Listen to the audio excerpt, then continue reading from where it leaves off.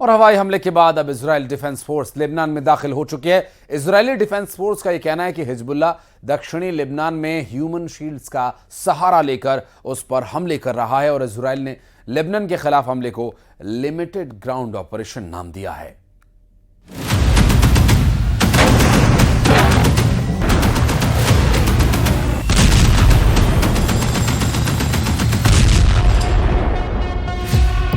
तबाही की तस्वीरें आपको गाजा से दिख सकती हैं।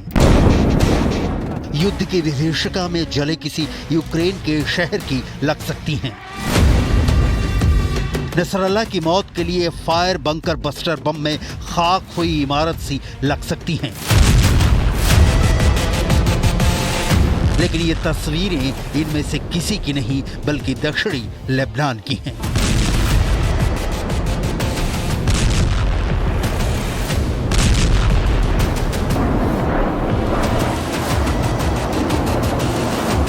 वो इलाका जिसमें इजराइल डिफेंस फोर्स ने ग्राउंड ऑपरेशन शुरू कर दिया है।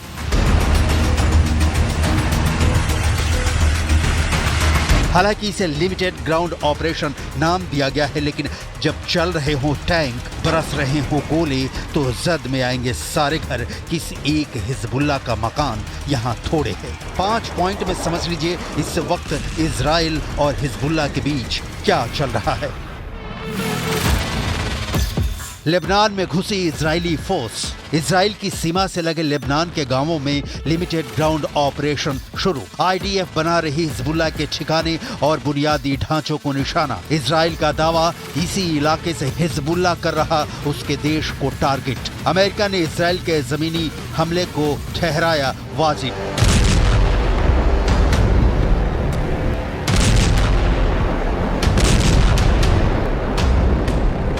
तैयारी तो बहुत पहले हो चुकी थी, लेकिन सोमवार की आधी रात दक्षिणी लेबनान में इजराइल के टैंकों ने कहर बरपाना शुरू कर दिया। इजरायली सेना ने दक्षिण लेबनान के ग्रामीणों से इलाका खाली करने को कहा है। साथ ही धमकी दी कि वो जल्दी खाली कर दे, नहीं तो खतरे में पड़ जाएंगे। लेबनान में भगदड़ जैसी स्थिति है। बॉर्डर पर सायरन बज रहे हैं। कहीं हवाई हमले हो रहे हैं तो कहीं टैंक के गोले बरस रहे हैं। रात के अंधेरे में इजराइल की सेना दक्षिणी लेबनान में घुसी। अब युद्ध का एपी सेंटर गाजा से हटकर लेबनान हो गया है। हिजबुल्लाह पर इजराइल के सीरियल अटैक के बाद अब इजराइल की सेना सीमा से सटे हिजबुल्लाह की सुरंगों में घुसकर तलाशी ले रही है। आईडीएफ के रडार पर इजराइल को लेबनान से अलग करने वाली ब्लू लाइन के पास हिजबुल्लाह की सुरंगें हैं। इजरायली सेना आईडीएफ ने सोशल मीडिया पर पोस्ट कर लेबनान में ग्राउंड ऑपरेशन पर मुहर लगा दी। आईडीएफ ने लिखा, दक्षिणी लेबनान में हिजबुल्लाह के आतंकवादी ठिकानों के खिलाफ सटीक खुफिया जानकारी के आधार पर टारगेटेड ग्राउंड ऑपरेशन शुरू किए गए हैं। लेबनान की सीमा से सटे गांवों को निशाना बनाया जा रहा है, क्योंकि यहां हिजबुल्लाह के कई ठिकाने हैं जो खतरा बने हुए हैं। इजरायली वायुसेना इस ग्राउंड ऑपरेशन में मदद कर रही है।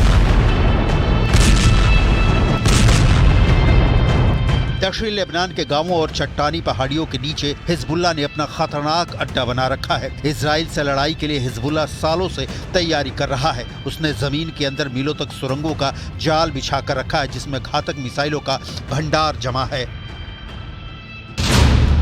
हिजबुल्लाह की ये सुरंगें गाजा की हमास की सुरंगों की तरह सकरी नहीं है, बल्कि ये काफी चौड़ी हैं। मिसाइलों से लदे ट्रक भी हिजबुल्लाह की सुरंग में चलते हैं। हिजबुल्लाह की सुरंगों में बंकर, मिसाइल भंडार और कमांड सेंटर के बड़े नेटवर्क का हिस्सा है। ये सुरंगें मीलों तक फैली हैं। इसे हिजबुल्लाह के लड़ाके निकलकर हमला करते हैं। हिजबुल्लाह की सुरंगों पर हमला करने के पीछे मकसद है हिजबुल्लाह के नेटवर्क को ध्वस्त कर देना, जिससे हिजबुल्लाह इजराइल पर जवाबी कार्रवाई नहीं कर सके।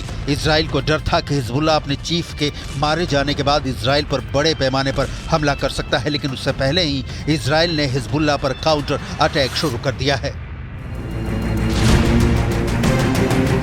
द सन की रिपोर्ट के मुताबिक इजरायली फौज ने लेबनान बॉर्डर पर हलचल बढ़ाते हुए टैंक और 13,000 रिजर्व सैनिक को जमा किया है। इजरायली सेना 2 ब्रिगेडों, जिनकी कुल संख्या लगभग 10,000 थी, को उत्तर की ओर ले जाने के बाद 3,000 आरक्षित सैनिकों की 3 और बटालियन बुलाई है। इजराइल चाहता है कि दक्षिण लेबनान के उन इलाकों से हिजबुल्लाह और उनके समर्थकों का समूल नाश कर दिया जाए ताकि उत्तरी इजराइल पर हमले की आशंका दूर दूर तक न सिर्फ पैदा हो बल्कि उत्तरी इलाके में रहने वाले इजरायली खुद को महफूज समझे और जो लोग हमले के कारण अपने घर छोड़कर भागे हैं वो वापस लौट आए। ये चौथी बार है जब इजराइल की सेना लेबनान के भीतर घुसी है। इतिहास पलटना इसलिए जरूरी है क्योंकि जमीनी हमले हवाई हमलों की तरह तत्काल असर दिखाकर खत्म नहीं हो जाते बल्कि इनका नतीजा निकलने में कई वर्ष लग जाते हैं।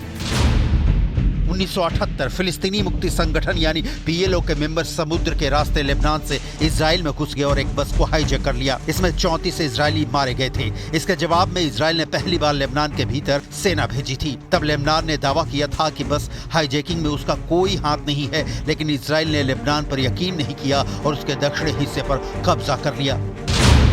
1982 पीएलओ ने जुलाई 1981 में इजराइल में 270 से ज्यादा हमले किए जिसमें 29 इजरायलियों की मौत हो गई और 300 से ज्यादा घायल हो गए। इसके जवाब में जून 1982 में इजरायली सेना लेबनान में घुस गई।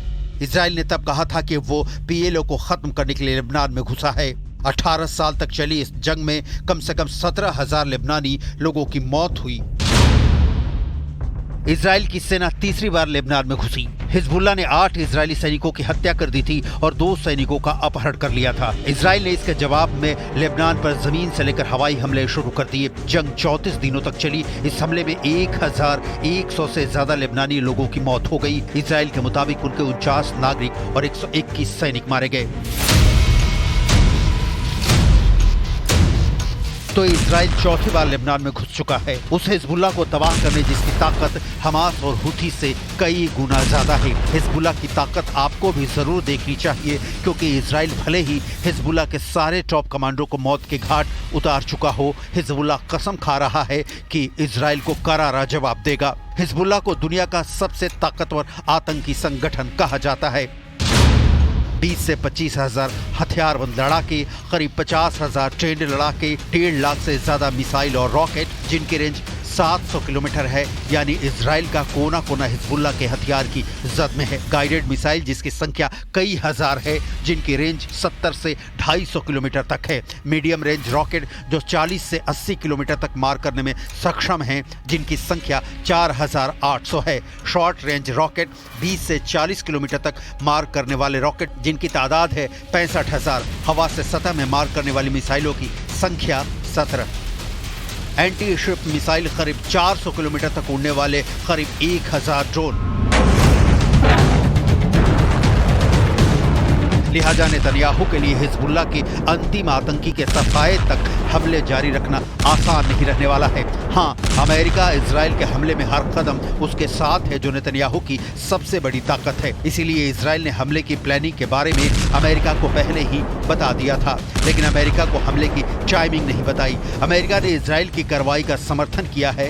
लेबनान पर जमीनी कार्रवाई के तुरंत बाद अमेरिकी डिफेंस सेक्रेटरी लॉयड ऑस्टिन ने रक्षा मंत्री योव गैलेंट से फोन पर बात की। इसके बाद लॉयड ऑस्टिन ने कहा, हम सीमा पर अटैक साइट को नष्ट करने की जरूरत पर सहमत हुए ताकि यह सुनिश्चित किया जा सके कि लेबनान स्थित हिजबुल्लाह 7 अक्टूबर की तरह इजराइल के उत्तरी समुदायों पर हमले नहीं कर सके।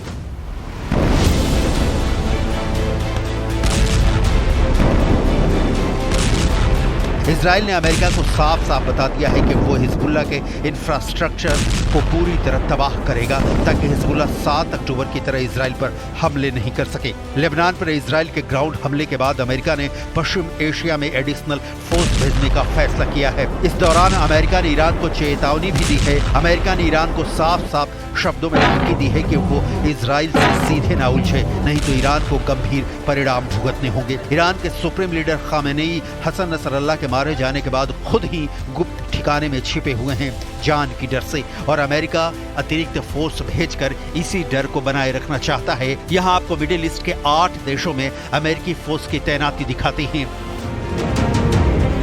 तुर्की में 1465, इराक में 2500, जॉर्डन में 3000, सीरिया में 800, कुवैत में 13500, सऊदी अरब में 2700, यूएई में 3500, कतर में 10,000।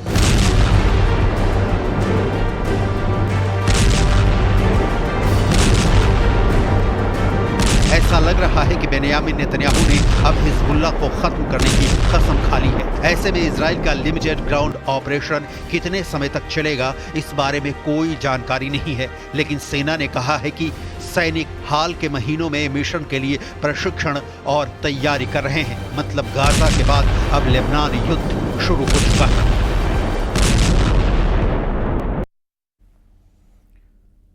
और इजराइल के प्रधानमंत्री बेंजामिन नेतन्याहू